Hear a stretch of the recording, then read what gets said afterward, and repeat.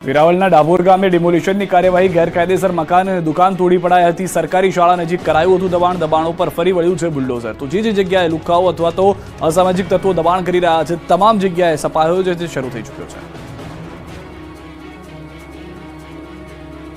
લુખ્ખાઓને 100 કલાકની ચેતવણી છતાં 3 શહેરને બાનમાં લીધા। ગાંધીનગરમાં ખાણીપીણીની બજારમાં પાર્સલને લઈને મારામારી થઈ હતી। દુકાનદાર અને ગ્રાહક વચ્ચે બબાલ થતા વાત મારામારી સુધી પહોંચી ગઈ હતી। જાહેરમાં કચરાની પેટીઓને પથ્થરનો મારો થયો હતો। બે જૂથ સામસામે આવી ગયા હતા। લાફાવાળી અને કચરા પેટીઓના ઘાથી એકબીજા પર હુમલો કરવામાં આવ્યો।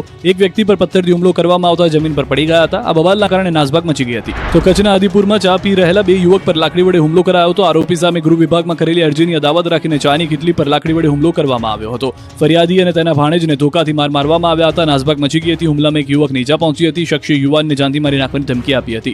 આ તરફ જૂનાગઢ માંગનાથ રોડ પર આવેલ કાપડ બજારમાં તોડફોડ થઈ। તોફાની ટોળકી બજારમાં આવી હતી। દુકાનની બહાર તોડફોડ કરી હતી। કેટલાક શખ્સોએ બજારમાં ઘૂસીને આતંક મચાવ્યો હતો। સમગ્ર ઘટનાના સીસીટીવી જોવા મળી રહ્યા છે। તો થોડા દિવસ પહેલા ડસ્ટબિનની ચોરી કરતા ઇસમો સીસીટીવીમાં કેદ થયા હતા। ત્યારે વેપારી એસોસિએશન દ્વારા પોલીસને લેખિત અરજી કરવામાં આવી હતી। પોલીસે રાત્રિ પેટ્રોલિંગ વધારવા વેપારીઓએ માંગ કરી।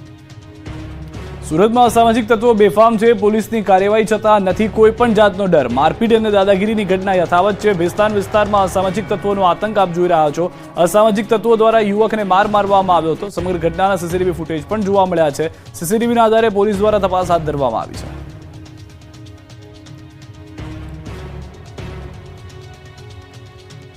અમદાવાદના વસ્ત્રાલમાં આતંક મચાવનાર વધુ 2 આરોપી પકડાયા। તેમાં તમામને જેલ હવાલે કરાયા।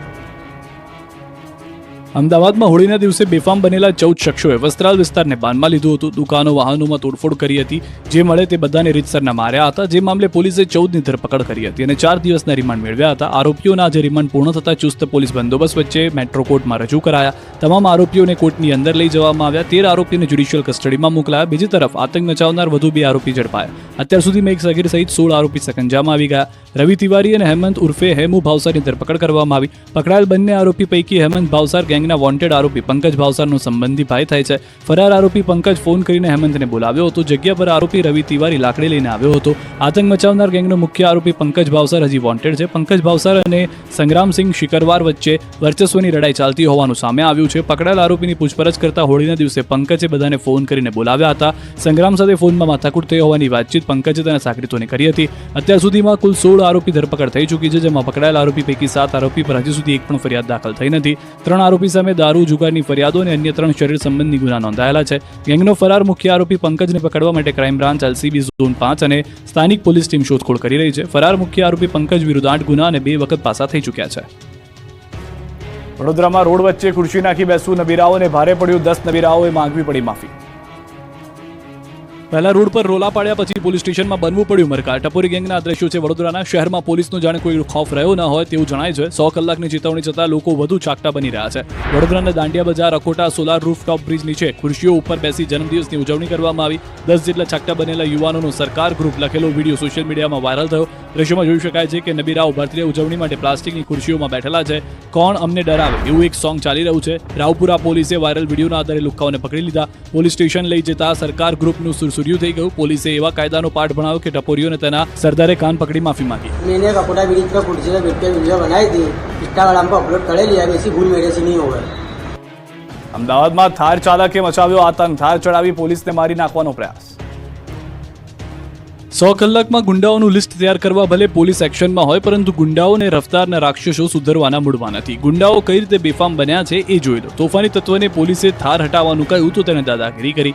બોલાચાલી બાદ પોલીસકર્મી પર થાર ચડાવવાનો પ્રયાસ કર્યો। ગુંડાની આ હરકતમાં પોલીસકર્મીનો જીવ જઈ શકે એમ હતો। પૂરપાટ થાર દોડાવીને તેણે એક રિક્ષાને પણ ટક્કર મારી। આ દ્રશ્યો અમદાવાદના છે જ્યાં ટ્રાફિક સિગ્નલ પર એક થાર કાર ચાલક ઊભો રહી જાય છે। અન્ય વાહનોને અડચણ થતી હોવાથી પોલીસકર્મીઓ આવીને તેને ત્યાંથી સાઈડમાં જવા માટે વિનંતી કરે છે પરંતુ ત્યાં જ આ થાર કાર ચાલક દાદાગીરી પર ઉતરી આવે છે અને પોલીસકર્મી પર થાર ચડાવી દેવાનો પ્રયાસ કરે છે। આ દરમિયાન એક રિક્ષા અડફેટે આવી જાય છે। 3 શહેરમાં સ્ટંટબાજોએ રોડને બાનમાં લીધા। 3 વ્હીલવાળી રિક્ષાને 2 જ વ્હીલ પર ચલાવી રોડ પર રિક્ષા ચાલકે રોલા પાડ્યા. ખતરનાક સ્ટંટબાજીના દ્રશ્યો છે અમદાવાદના. અહીં રોડ પર જતા રિક્ષા ચાલકને એવું સુરાતન ચડ્યું કે કેબ ચાલુ રિક્ષાએ સ્ટંટબાજી કરવા લાગ્યો. સોશિયલ મીડિયામાં પ્રસિદ્ધિ માટે રીલ્સ બનાવવા માટે રોડ પર વગર ડ્રાઈવરે રિક્ષા ચલાવી. રિક્ષાને આગળના વ્હીલ અને પાછળના ડાબી સાઈડના વ્હીલ પર આડી કરી ચલાવી રોડને બાનમાં લીધો, જે કારણે રોડ પર જતા અન્ય વાહન ચાલકોના જીવ તાળવે ચોંટી ગયા. મેલેડીની સરકાર 09 નામના ઇન્સ્ટાગ્રામ એકાઉન્ટ ઉપર આ વિડીયો પોસ્ટ કર્યો. આ આઈડીમાં સ્ટંટના અન્ય વિડીયો પણ જોવા મળી રહ્યા છે. જુવાનિયાઓને જ નહીં, દાદાઓને પણ રીલ્સનો જાણે ચસ્કો લાગ્યો છે. પોરબંદરમાં એક વૃદ્ધે ઊભા બાઇક ચલાવી સ્ટંટબાજી કરી. મોઢામાં બીડી નાખી પીતા ચાલુ બાઇકે કોઈ હીરોની જેમ ઊભા થઈ ગયા અને મોટું કામ કર્યું હોય તે રીતે લોકો સમક્ષ હાથ પણ હલાવ્યા. બાઇક પર સ્ટંટ કરી રોડ પર રીતસરનો આતંક મચાવ્યો. જોકે વિડીયો વાયરલ થતા પોરબંદર પોલીસે વૃદ્ધને પકડી લીધા. બાઇક ચાલકને પોલીસે કાયદાનું ભાન કરાવ્યું. વૃદ્ધ પાસે માફી મંગાવી કાર્યવાહી કરી હતી. તો વડોદરા સરકાર ગ્રુપના એક સભ્યનો સ્ટંટનો વિડીયો પણ સામે આવ્યો. અકોટા દાંડિયા બજાર બ્રિજ ઉપર મોપેડમાં સ્ટીયરિંગ છોડી છૂટા હાથે ચલાવ્યું હતું.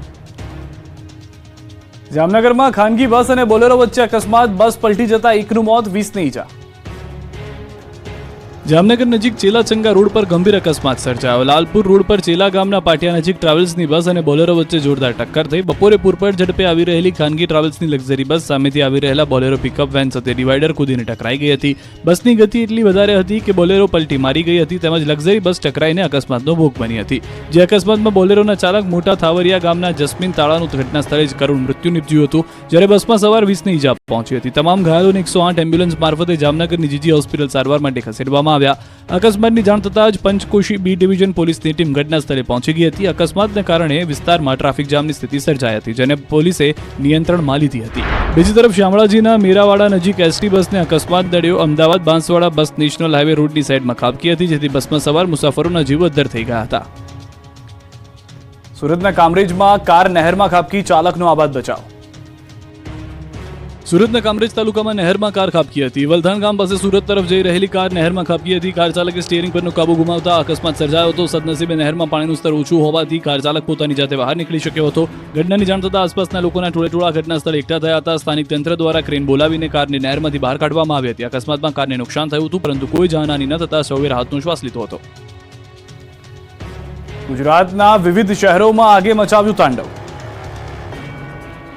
ગુજરાતના વિવિધ શહેરોમાં આગે તાંડવ મચાવ્યું. ઉત્તર ગુજરાત હોય કે મધ્ય અને દક્ષિણ ગુજરાત, આગથી દોડધામ મચી ગઈ. સૌથી પહેલા વડોદરાના દ્રશ્યો જોઈ લો. વડોદરા શહેર બહારથી પસાર થતા નેશનલ હાઈવે પર વાઘોડિયા ચોકડી પાસે કપુરાઈ 4 રસ્તા પાસે આવેલા વિરાટ એસ્ટેટ સહિત ભંગારના ગોડાઉનમાંથી વહેલી સવારે આગ ફાટી નીકળી હતી. આ બનાવની જાણ ફાયર બ્રિગેડને કરવામાં આવતા જવાનો ઘટના સ્થળે દોડી ગયા હતા. 20થી વધુ ફાયર ફાઈટરોએ ચારે બાજુથી પાણીનો મારો ચલાવી 3 કલાકની જહેમત બાદ આગ પર કાબુ મેળવ્યો હતો. પ્લાસ્ટિકના ભંગારના ખુલ્લા ગોડાઉનમાં આગ ફાટી નીકળતા આસપાસના લોકો ડરી ગયા હતા. ધુમાડાના ગોટેગોટાથી આકાશ ભરાયું હતું. દૂર સુધી ધુમાડાના ગોટેગોટા દેખાયા હતા, જેથી લોકોનો જમાવડો થઈ ગયો હતો. પ્લાસ્ટિકનો જથ્થો હોવાથી આગ ઝડપથી પ્રસરી હતી અને ભંગારનો તમામ સામાન બળીને ખાખ થઈ ગયો. તો વડોદરાના જ વાઘોડિયામાં માળોદર રોડ પર વૃક્ષમાં આગ લાગતા અફરાતફરી મચી ગઈ. વૃક્ષમાં કોઈ કારણસર આગ